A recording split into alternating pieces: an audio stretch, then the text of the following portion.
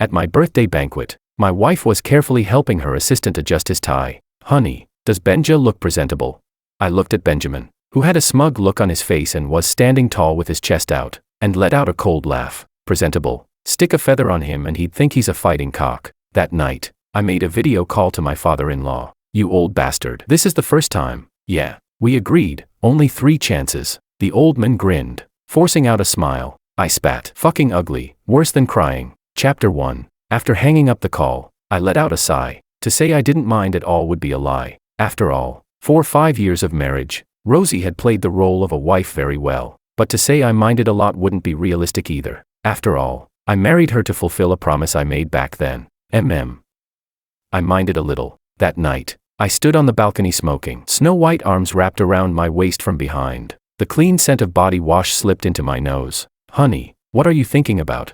Her chin rested on my shoulder. Her damp hair brushed against me, making me a bit itchy. I coldly pried her hands away and pushed her back. I knew this was Rosie's way of hinting an invitation, but I really wasn't in the mood today. Turning around, I looked at her calmly and said in a commanding tone, Rosie, I don't like Benjamin being your assistant. Fire him. Rosie looked confused. Why?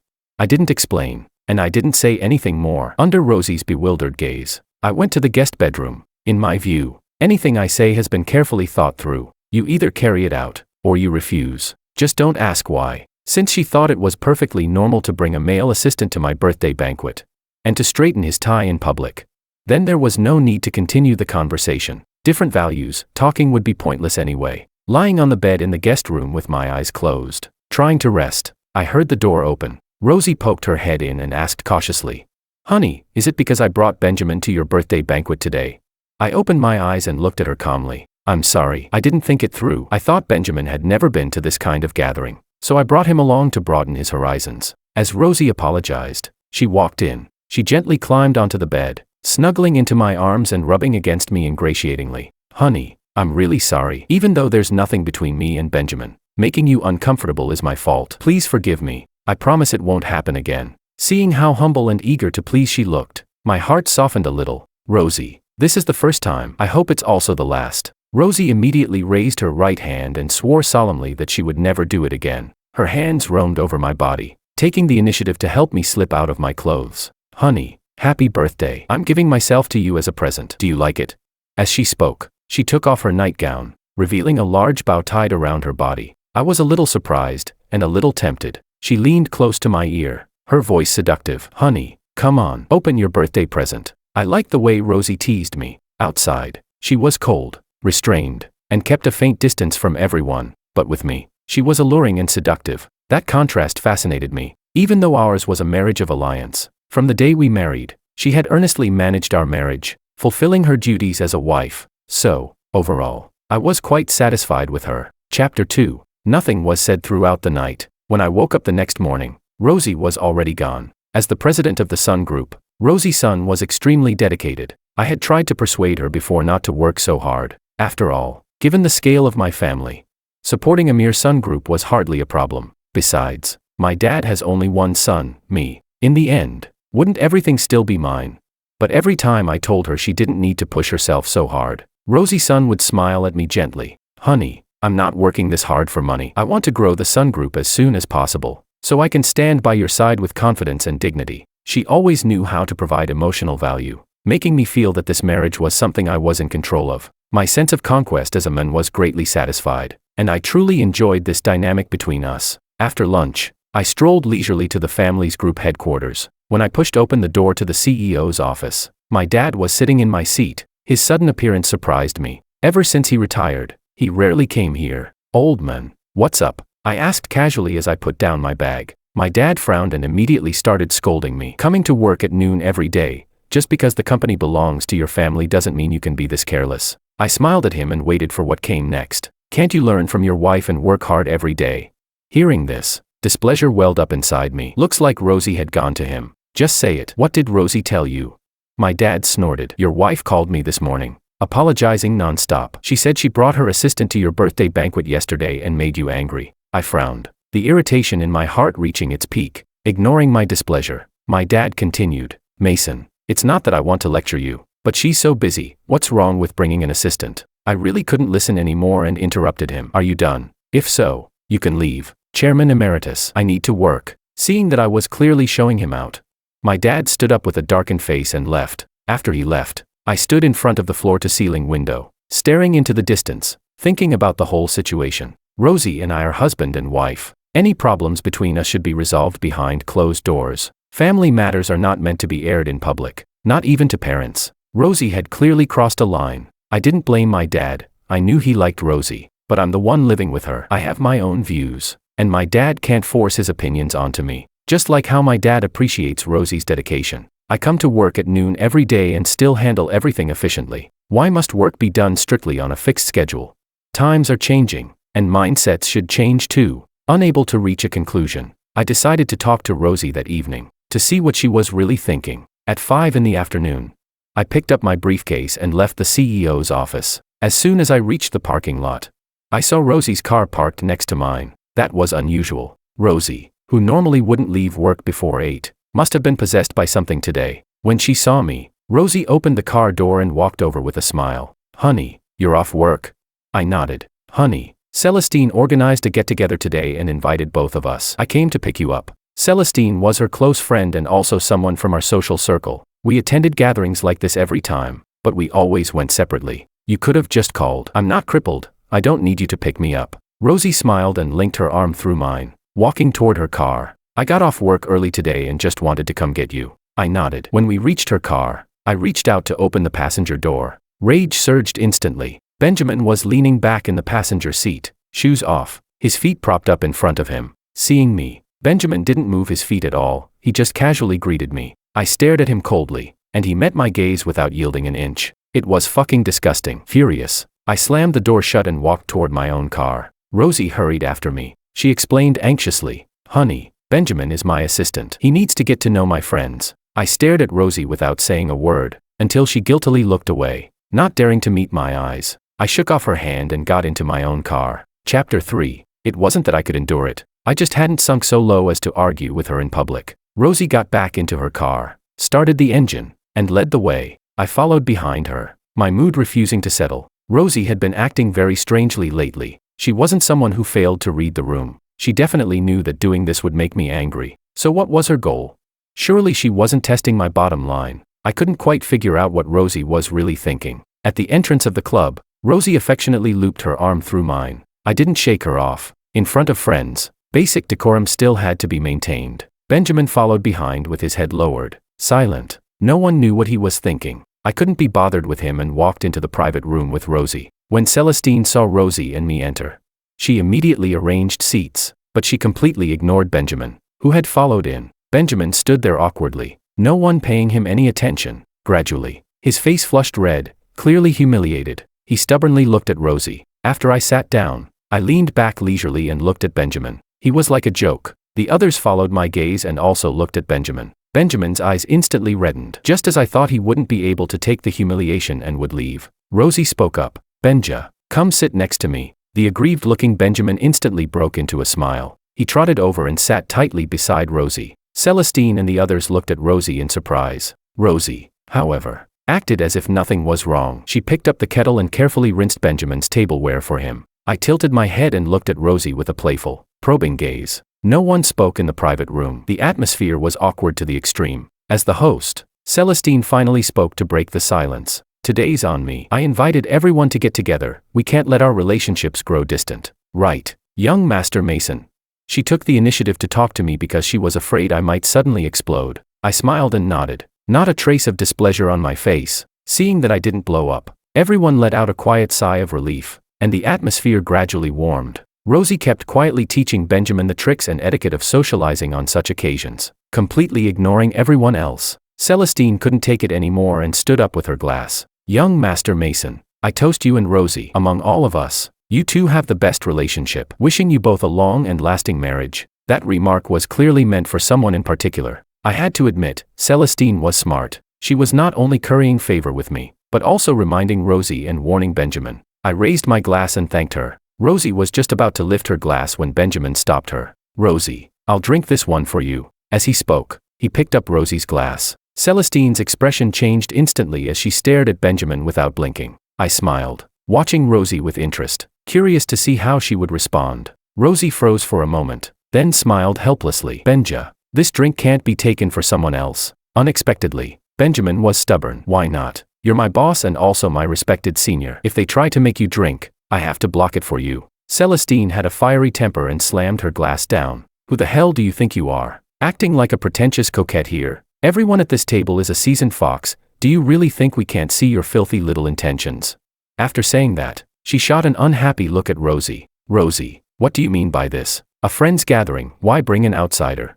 Benjamin hadn't expected Celestine to attack so suddenly. Startled, he looked at Rosie with a pitiful expression. Rosie stood up and took the glass from Benjamin's hand. All right, Celestine, don't be angry. Benjamin is still young, don't judge him with malice. Celestine looked a bit stunned. She couldn't understand Rosie's attitude. The people at the table looked at Rosie with a few more traces of intrigue in their eyes. Rosie finished the drink and smiled at me. Honey, you can't keep multiple fish in the pond, you know. I set my glass down and chuckled lightly. I suddenly don't feel like drinking anymore. How about letting your assistant drink for me? Rosie, Celestine, and the others all changed expressions instantly. The implications of my words were far too heavy. Rosie was just about to explain when Benjamin pulled her back. Rosie, it's fine. I'll drink for brother-in-law. As he spoke, he stepped around Rosie and reached for my glass. Celestine exploded with rage. Are you fucking looking for death? I toasted Mason and Rosie as a couple. What does it have to do with you? Are you and Rosie a couple? Before Benjamin could speak, Rosie cut in unhappily. Celestine, why are you being so aggressive? Benjamin isn't that complicated, he's just too innocent. I picked up my glass and smiled at Benjamin. You want to drink? This idiot nodded without understanding a thing. I didn't indulge him. I directly smashed the glass into Benjamin's face, then wiped my hands. I'm not interested anymore. You all enjoy yourselves. With that, I stood up and walked out, passing by Rosie. Chapter 4. I had just reached the door of the private room when someone grabbed my hand. Honey, don't go. I shook Rosie off in disgust and left without looking back. Once outside, someone hugged me from behind. Honey, you misunderstood. Benjamin is still young. He doesn't even understand the meaning behind that drink. I turned around and looked at Rosie's anxious face, with Benjamin standing behind her, and smiled. You'd better go comfort your pure little assistant first. He's about to cry. Rosie turned back, displeased, and looked at Benjamin. Why did you follow us out? That did it. Benjamin really started crying. I'm sorry, Sister Rosie. I was worried about you. That, Sister Rosie, made my skin crawl. But worried about Rosie, what did that mean? Worried I'd hit her. Rosie looked at Benjamin and shook her head helplessly. Benja, it's fine, but thank you for your concern. Watching the two of them act so emotionally attached made me feel sick. You two take your time putting on this touching little show. I'm leaving. With that, I pried Rosie's hand off and walked away without hesitation. After driving home, I made a video call to my father-in-law. You old bastard. That idiot you raised just provoked me for the second time. There's only one chance left. The old man was shocked. That shouldn't be possible. Son-in-law. I already called and warned her after last time. My face turned cold. What? You think I'm lying to you? He waved his hands quickly. Of course not. You wouldn't bother lying over something like this. Don't worry this time. I'll definitely talk to her properly. I guarantee there won't be a next time. I sighed. Let's hope so. After hanging up, I looked at the wedding photo hanging by the bed and fell into a daze. On our wedding day, Rosie had clung tightly to my arm, as if she had obtained a priceless treasure. Back then, she loved me, and she genuinely wanted to marry me. But now, openly defending a poor college student she was sponsoring, what exactly did that mean? I couldn't figure it out, and I didn't feel like trying. By midnight, I had already slept once, but Rosie still hadn't come back. I called her, but no one answered. After calling several times, I lost all patience and went back to sleep. When daylight broke, I opened my eyes and saw the empty space beside me. Clearly, Rosie hadn't come home all night. Without the slightest hesitation, I picked up my phone and called again. The call was answered quickly. Young Master Mason, are you looking for President's son? Hearing Benjamin's voice, my anger shot straight to my head. Why are you answering her phone? Where's Rosie? Benjamin's smug, playful voice came through. Rosie, she was too tired last night, she's sleeping. I didn't believe a single word he said. Rosie was someone who knew her limits. She wouldn't do something this outrageous. Whose call is it? A drowsy female voice came through. My heart tightened instantly. No one important. Rosie, go back to sleep. Okay. I hung up the phone directly and stared out the window in silence. So it turns out the human heart is the hardest thing to read. Even people you think are proper can cheat. Even things you think could never happen still happen. I got up, got dressed, and made up my mind. A WeChat notification sounded. I opened it. It was a photo. Taken by Benjamin. In the picture, Rosie was lying on the bed, sleeping soundly. Screenshot. Saved. Done in one smooth move. I drove to the company and instructed my lawyer to draft a divorce agreement. Near the end of the workday, Rosie sent me a message. Honey, Dad asked the two of us to come home for dinner today. I'll go back first to get things ready. You can come straight over after work. I looked at my phone and let out a cold laugh. Perfect. I'll settle everything at once. Chapter 5. When I arrived at Rosie's family villa, I saw Rosie's car parked at the entrance. Clearly, she was home. The moment I walked in, I saw Benjamin serving tea to the old man. The old man looked impatient. Benjamin, however, wasn't embarrassed at all, constantly flattering him. When he saw me come in, the old man hurriedly stood up. My son-in-law is here. I chuckled. So, have you figured out what's going on? The old man wiped the sweat off his forehead awkwardly. I have. I instantly snapped. You figured out jack shit. After shooting him a hard glare, I sat directly in the main seat. Benjamin came over and greeted me ingratiatingly. Young Master Mason, you're here. I looked at Benjamin without reacting. Now wasn't the time to deal with him yet. I needed to settle Rosie first. Assistant Benjamin, I said coolly. This is a family dinner, yet President's son brought you along. What exactly are you to her? Hearing the sarcasm in my tone, Benjamin immediately put on an obedient, well-behaved look. I sneered inwardly. Who was he fooling? Hadn't he used Rosie's phone to send me photos and provoke me just that morning? Rosie came out of the kitchen carrying dishes. When she heard what I said, she set the plate down heavily on the table. Honey, what nonsense are you talking about? I brought Benja here so he could meet Dad. For all these years, I've always treated Benja like a younger brother. Looking at Rosie's displeased face, I felt a sense of unfamiliarity. The person in front of me didn't seem like the wife I had married 3 years ago. Our days and nights together, the closeness we once shared, felt like something from a distant past. After everyone took their seats, the old man and I sat facing each other. Rosie sat beside me, with Benjamin pressed close to her other side. No one spoke. Everyone ate in silence, each harboring their own thoughts. Benjamin was the first to break the quiet at the table. Sister Rosie, I can't reach the shrimp. Can you help pick one for me? I want to try your cooking. Rosie immediately picked up a shrimp and thoughtfully placed it into his bowl. I set my chopsticks down and looked at the old man with a half smile. The old man also put down his chopsticks and looked at me helplessly. Benjamin didn't feel awkward at all. Instead, he complained to Rosie in an oily tone. Sister Rosie, I've never eaten this kind of shrimp before. I don't know how to peel it. Rosie looked at him indulgently, put down her chopsticks, and peeled the shrimp for him. I laughed and spread my hands at the old man. At that point, he had nothing left to say. After finishing peeling the shrimp, Rosie finally noticed something was off at the table. Why are you all staring at me? Eat. I wiped my hands. I won't eat anymore. I'm too disgusted to swallow. With that, I took the printed divorce agreement out of my briefcase and handed it to Rosie. Take a look. If there's no problem, sign it. Rosie took the agreement, completely confused. When she saw the words clearly, her expression changed instantly. Mason, what do you mean by this? Faced with her questioning, I didn't answer. Instead, I looked at the old man. He looked at me with difficulty. Son-in-law, how about you give Rosie one more? I cut him off immediately. Stop. Are you trying to disgust me to death? The old man shook his head helplessly. Rosie looked between me and her father, utterly confused. What kind of riddles are you two playing? Chapter 6. While no one was paying attention, Benjamin quietly took the divorce agreement from in front of Rosie. As he flipped through it, a look of delight flashed in his eyes. The old man looked at the daughter he had raised himself and let out a regretful sigh. Rosie, sign it. Rosie shot to her feet. Dad, have you lost your mind? Mason and I are doing just fine. Why would we get a divorce? Hearing her say we were doing just fine, I almost couldn't believe my ears. Rosie, who gave you the illusion that we're doing just fine? She stared at me in shock. Honey, what do you mean?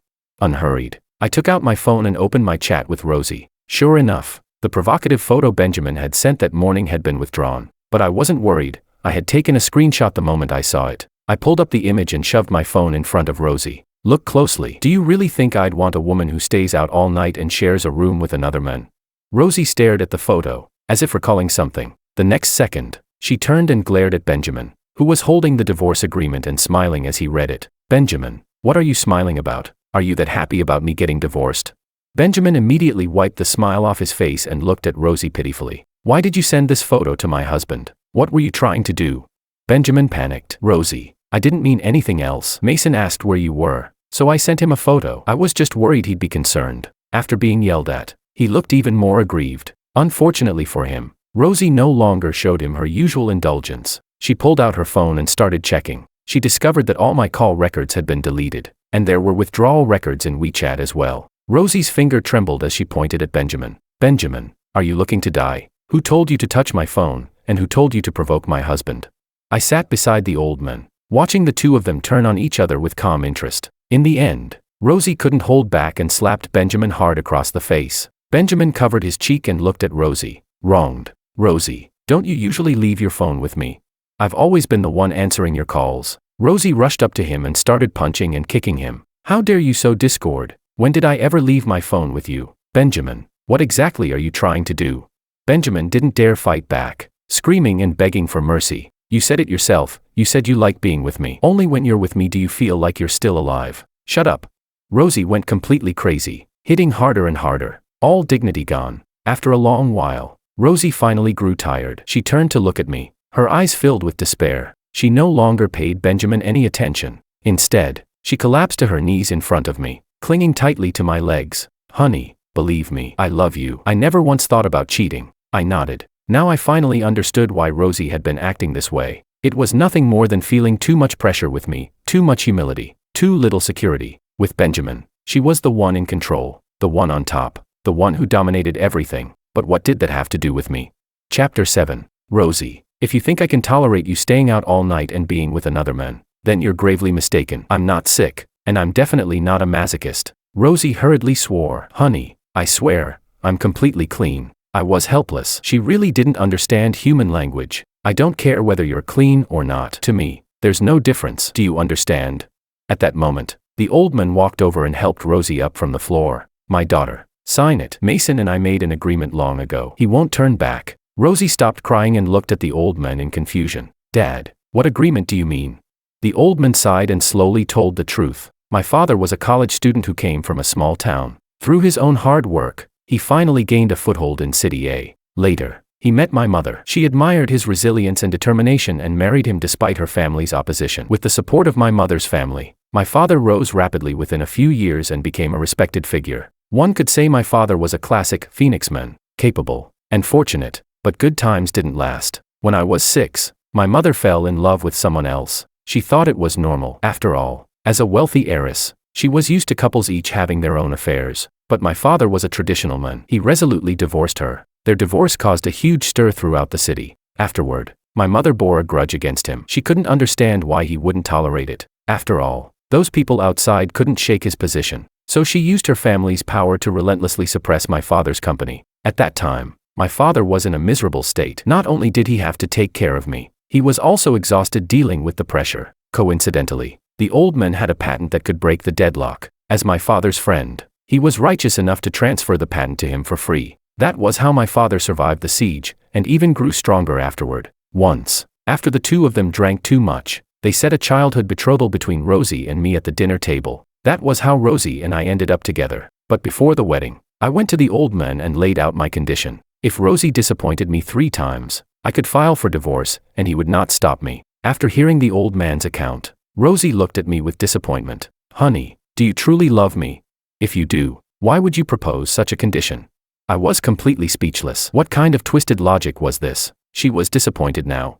Rosie, can you stop making trouble for no reason? Be graceful. Let's separate peacefully after the divorce. But Rosie didn't wait for me to finish. She grabbed the car keys and rushed out. Benjamin followed closely behind her. I looked at the old man helplessly. He looked back at me just as helplessly. After leaving the Sun family home, I went straight back to the old residence. All these years, my father had lived alone. Aside from the butler and servants, he had no close companions. For my sake, he never remarried, playing both father and mother. I understood how hard that had been for him, so I still needed to tell him about the divorce. I greeted the butler upon entering and went into the living room. My father was drinking tea there. Seeing me come in alone, he frowned. Why did you come back by yourself? Where's your daughter-in-law?